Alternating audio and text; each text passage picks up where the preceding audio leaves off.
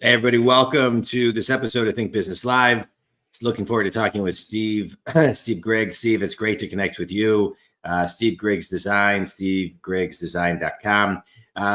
Quickly on your bio, we're going to talk a lot about design today. You're not an average designer. You're a visionary that transforms ordinary outdoor spaces into extraordinary masterpieces. We'll get into more detail on what and who you do that for throughout our time together. But I want to get started, Steve, as a business coach, and you've been doing this for a long time. As a business coach, I work with successful people who are stuck. I get them unstuck. And as a business person, where have you seen your biggest stuck in business, and how did you get unstuck? Simple, John. Thanks for being here. I'm glad to be here. I'm my own worst enemy. I'm sure you've heard that 1,000 times. Yeah. I mean, by far, I will screw up anything if you get me involved. Yeah. Highly impatient. I'm working on that. You know, I'm from New York, so we expect things done fast, quick. It just doesn't move quick enough, right? That's just my personality as well. How did I get unstuck? I'm still kind of like, it's an everyday event. Yeah. It's not, oh, I'm unstuck and now I'm cured. No, it's a struggle every day. Yeah. By far. Yeah. So, you know, I work with a lot of clients like yourself. And, you know, I think one of the things that I always recommend to them is making sure that you almost carve time out in your calendar to recalibrate through the day to kind of reset the cadence, right? Kind of, and so that way, if you make it part of your day, you're not resisting it. You make it part of the flow of your day, you know, so you can kind of catch up to yourself a little bit. So I actually have clients who have in their calendar time to recalibrate, 5 minutes here, 1 minute here, et cetera, et cetera. So, but I think a lot of people struggle with that. And I think recalibrating is definitely something to think about. But I appreciate you sharing that. You know, if you look at, for example, one thing in your business where your impatience has been a benefit, right, and helped you accelerate and scale your business. What's that one place it's helped you?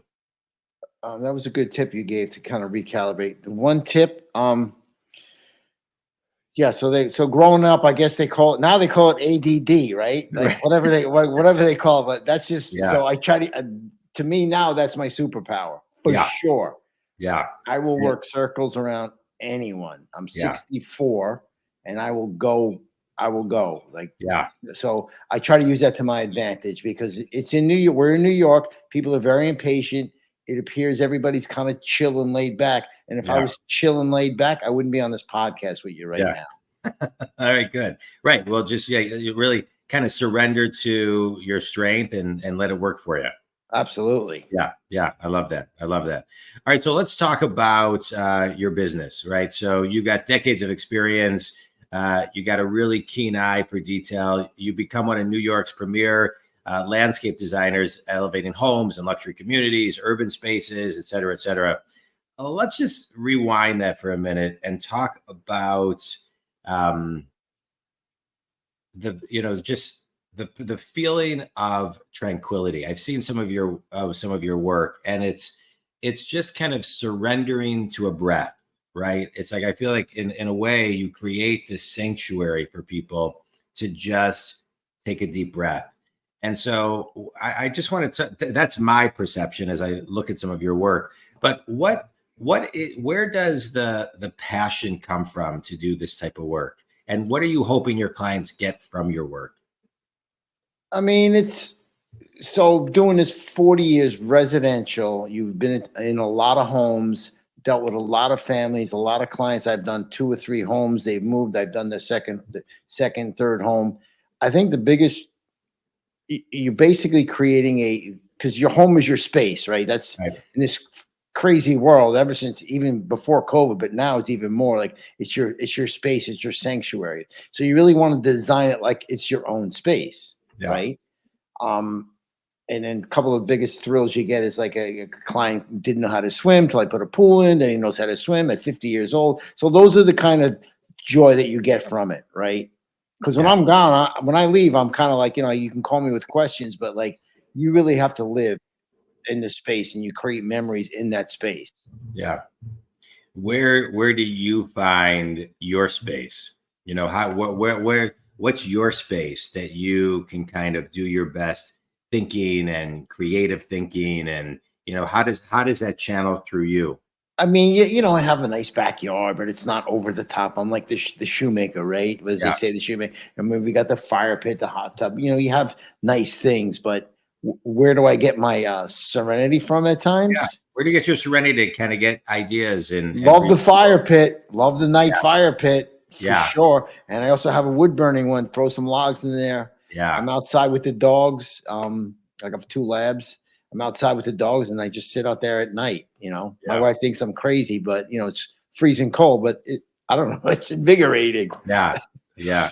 I miss we have a fire pit in our backyard, but I miss a real fire. That is something I don't have in my house that I miss a lot. All right, let me ask you a question. I want to do a mini business course with you because you've been in business 40 years and you've been through a lot of cycles in business and you've got a lot of wisdom and experience. If you had to extract 3 things to share with people on what it takes to have a business for 40 years, what would those 3 things be, starting with number 1? Do what you say you're going to do when you're going to say you're going to do it. Yeah. Period. That's Period, one. yeah. That's 1, 2, and 3 by far. 1, 2, and 3. All right. Well, let's pretend it's just 1. Okay.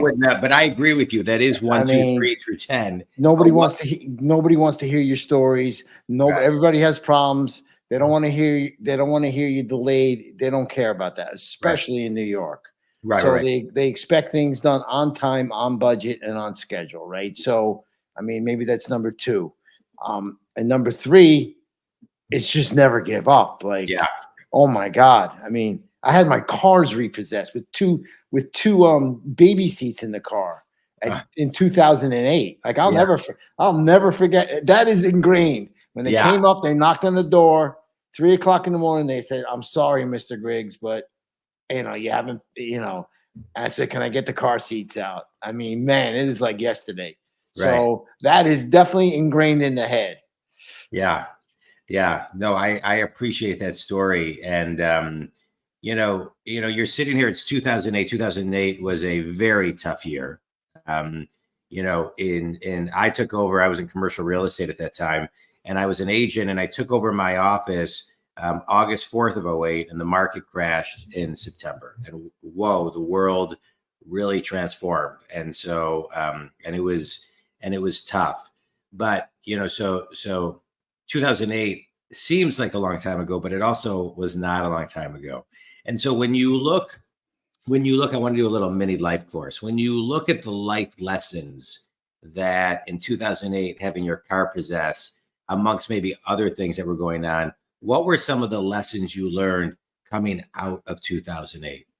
My father was a union construction worker for 50 years in New York City, worked for the union. And I remember growing up, there'd be times when he would get laid off, when the economy went down back in the 70s in New York City, and he would get laid off. And while that low time, he would get a hot dog truck. He would trim bushes.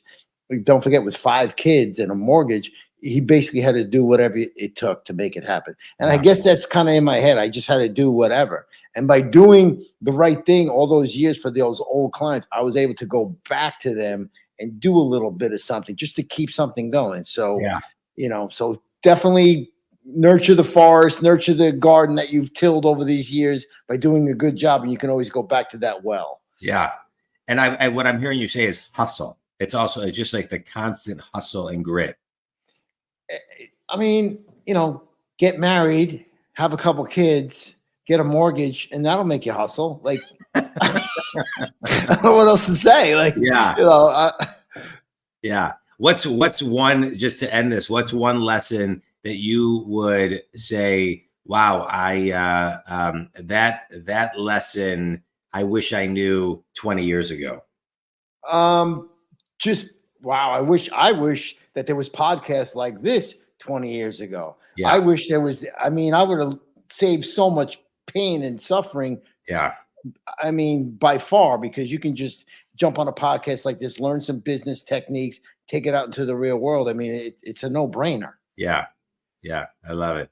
How did you know? Thanks for that. How did you know that this was your path?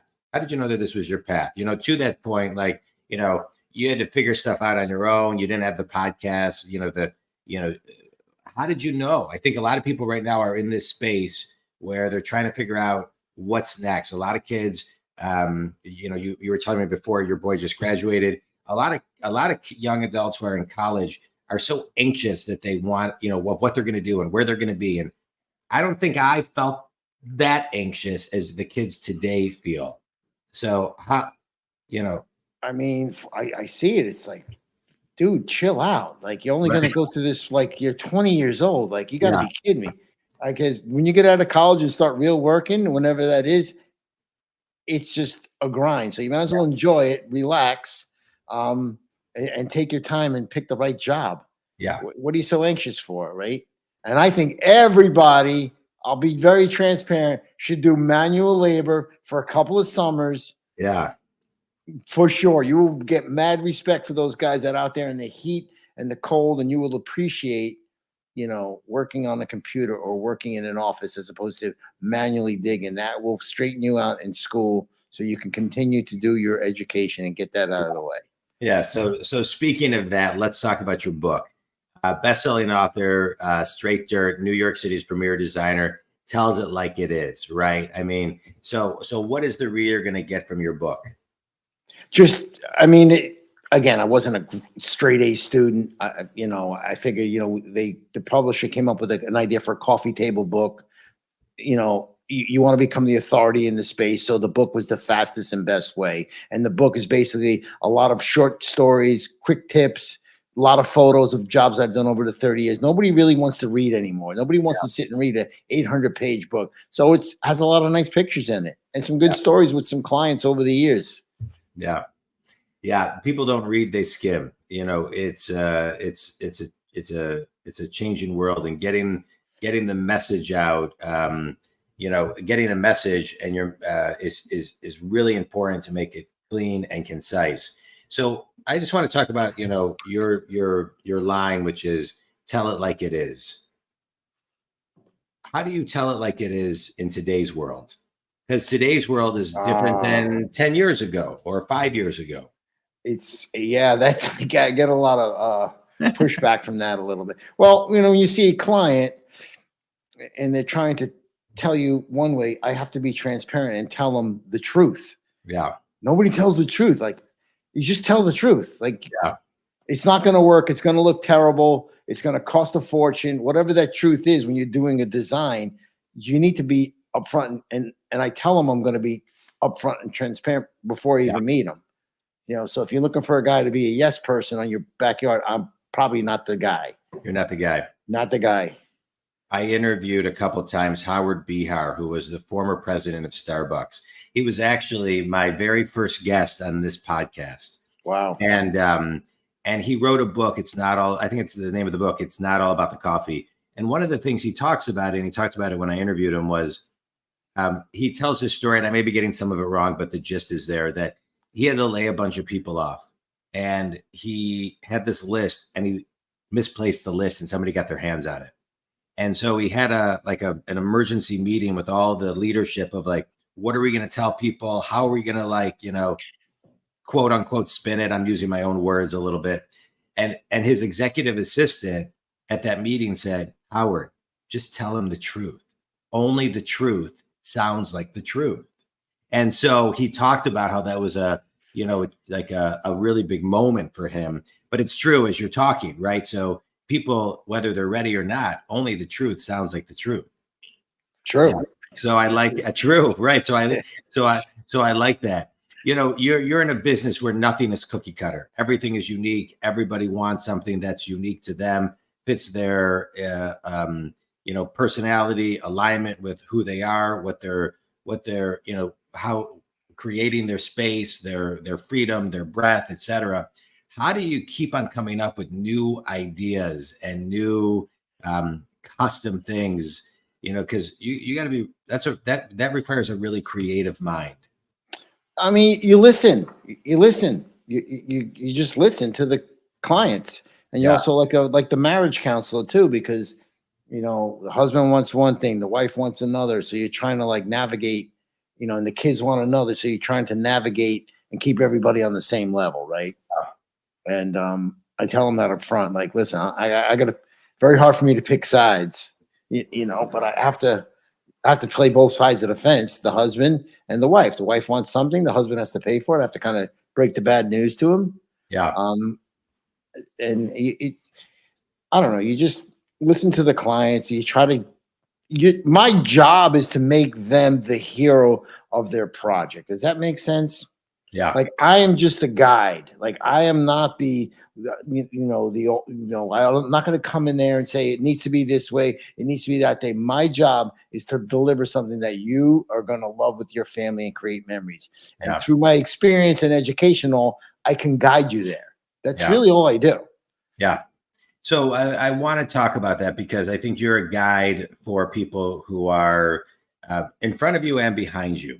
But you started your business from the ground up, and you started your business from the ground up 40 years ago, when there wasn't the technology, there wasn't the ability to market yourself, there wasn't a lot of technology and things of that nature that we have today. So what were some of the key fundamentals you tapped into to just grow your business? I mean, to this day, I still old school. Like, to this day, I still use pen and paper to draw. Yeah. But then I hand it off to the 3D renderers, and they do all the computer rendering stuff. I still bring my cans of spray paint to the job sites. You want orange or white, and I can spray paint out the pool. I mean, that's what I like. Yeah. I'm like a dying breed. I mean, that's it. And I have the advantage because I've actually done the work, right? Yeah. Not only I designed, I've done the work, so I know what works. And I think I have the big leg up on a lot of people today because they haven't done the work. Yeah. They haven't planted trees or bushes or patios or all that. So, and the gray hair, man, I've been doing it for forever. 40 years, long time. It's a long time. Who was a mentor of yours along the way, Steve? I remember when I got out of college from landscape school, I used to work he's passed away now. I worked for a very high-end pool company in Greenwich, Connecticut. And this guy was an Italian. And that's where I learned the people skills. He would work it. Like, he tell the truth. He would bring the homemade Italian wine, kiss the babies, the dog.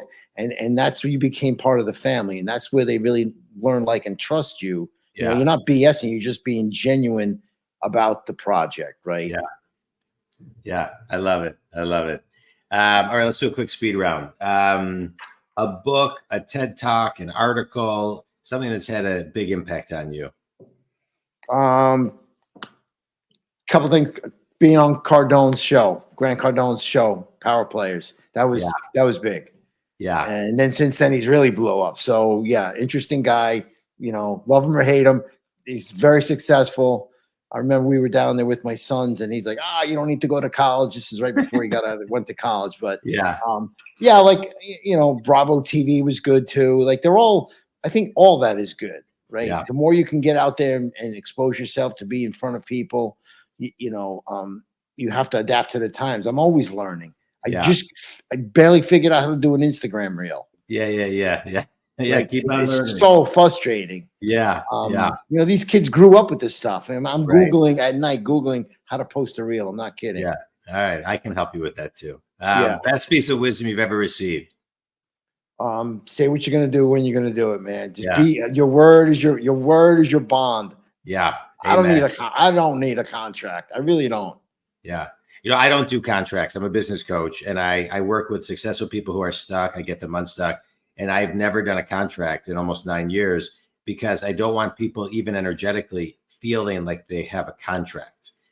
So I hear you. I don't do it. It's not, like, if I'm doing a design for somebody and I ask for a design deposit, and I say, listen, anytime during this process you don't like it, just let me know. If we're not saying, I will give you your money back. Yeah. I don't want to take your money if you don't like what I'm doing. Forget it.